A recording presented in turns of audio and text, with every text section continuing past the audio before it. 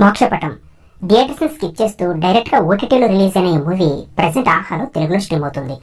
2 hours 40 minutes run time తో crime and suspense thriller గా వచ్చిన ఈ మూవీ డీటెయిల్ రివ్యూలోకి వెళ్లే ముందు ఒక చిన్న రిక్వెస్ట్. మీకు ఈ రివ్యూ నచ్చినట్లయితే వీడియోకి ఒక లైక్ వేసుకుని మన ఛానల్ ఫస్ట్ టైం చూస్తున్నట్లయితే సబ్స్క్రైబ్ చేసుకుని ప్లీజ్ కొంచెం సపోర్ట్ చేయండి. కోట్ల రూపాయల బ్లాక్ మనీతో ఉన్న ఒక బ్యాగ్ చుట్టూ తిరిగే 3 డిఫరెంట్ స్టోరీస్ తో క్రైమ్ అండ్ సస్పెన్స్ థ్రిల్లర్ గా వచ్చిన ఈ మూవీ చూసాక నా ఒపీనియన్ ఏంటంటే ఒకసారి చూడొచ్చండి. Especially crime and suspense thrillers ఇష్టపడే వాళ్ళకి మూవీ బాగా కనెక్ట్ అవుతుంది. కాకపోతే మూవీ చాలా స్లోగా నడుస్తుంది. కాస్త ఓపిక్గా చూడగలిగితే ఒక డీసెంట్ క్రైమ్ థ్రిల్లర్ ను చూడొచ్చు. నో అడల్ట్ కంటెంట్, ఫ్యామిలీతో కలిసి చూడొచ్చు. సింపుల్ గా స్టోరీ లైన్ ఏంటంటే, చాలా మంచివాడైన ఒక క్యాబ్ డ్రైవర్ తన ఫ్యామిలీ కోసం కష్టపడి దాచుకున్న 10 లక్షల డబ్బును తన ఫ్రెండ్ నమ్మి అతనికి అప్పు ఇస్తే అతను చనిపోతాడు. దాంతో ఆ ఫ్యామిలీ డబ్బులు లేక ఇబ్బందులు పడుతుంది. మరోపక్క పాస్పోర్ట్ ఆఫీస్ లో పనిచేసే ఒక కుర్రాడు తన గర్ల్ ఫ్రెండ్ అర్జెంట్ అని అడిగితే అది నమ్మి తన మామ దగ్గర అప్పు చేసి 25 లక్షలు ఇస్తే ఆమె మోసం చేసి కనిపించకుండా పోతుంది.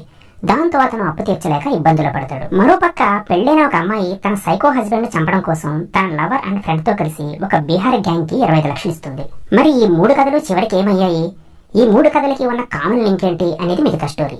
క్యారెక్టర్ ఇంట్రడక్షన్స్ తో స్టార్ట్ అయిన మూవీ 3 డిఫరెంట్ స్టోరీస్ తో ప్యారల్ గా నడుస్తూ ఇంటర్వెల్ ట్విస్ట్ తో సెకండ్ హాఫ్ మీద ఇంట్రెస్ట్ క్రియేట్ అయ్యేలా చేస్తుంది. ఈ ప్రాసెస్ లో స్టోరీ కాస్త స్లోగానే నడిచినా మనకి ఎక్కడ బోర్ అయితే అనిపించదు. మూవీ చాలా వరకు మనల్ని స్టోరీకి బాగానే ఎంగేజ్ అయ్యేలా చేస్తుంది. ఫస్ట్ హాఫ్ లో వదిలేసిన సస్పెన్స్ పాయింట్స్ ని సెకండ్ హాఫ్ లో ఒక్కొక్కటిగా రివీల్ చేసే ప్రాసెస్ లో స్టోరీ కాస్త సాగదీసినట్టుగా అనిపిస్తుంది. ముందుగా చెప్పినట్లు మూవీ చాలా వరకు స్లోగానే ఉన్న స్టోరీని బ్లాక్ మనీతో ఒక హోటల్లో దొరికిన బ్యాగ్ చుట్టూ తిప్పుతూ క్లైమాక్స్ వరకు మనకి ఎక్కడా స్టోరీని ప్రెడిక్ట్ చేసే ఛాన్స్ ఇవ్వకుండా చివరి వరకు సస్పెన్స్ ని బాగానే మెయింటైన్ చేశాడు డైరెక్టర్. అలాగే మూవీ మొత్తం ప్యారల్ గా నడుస్తున్న 3 స్టోరీస్ ని క్లైమాక్స్ లో ఒకే పాయింట్ కలిపిన విధానం కూడా బాగుంది. కాకపోతే స్క్రీన్ ప్లే ఇంకా రేసీగా ఉంటే బాగుండేది. లీడ్ క్యారెక్టర్స్ పెర్ఫార్మెన్స్ బాగుంది. ఎస్పెషల్లీ హీరోయిన్ క్యారెక్టర్ అయితే అన్ప్రెడిక్టబుల్. ఆమె ఫస్ట్ హాఫ్ లో 1-2 సీన్స్ లో మాత్రమే కనిపిస్తుంది కానీ సెకండ్ హాఫ్ స్టోరీ మొత్తం ఆమె క్యారెక్టర్ చుట్టూనే తిరుగుతుంది. అలాగే ఆమె క్యారెక్టర్ లో డిఫరెంట్ షేడ్స్ కూడా బాగా చూపించారు. కరెక్ట్ గా చెప్పాలంటే ఆమెదే ఈ మూవీలో మెయిన్ క్యారెక్టర్.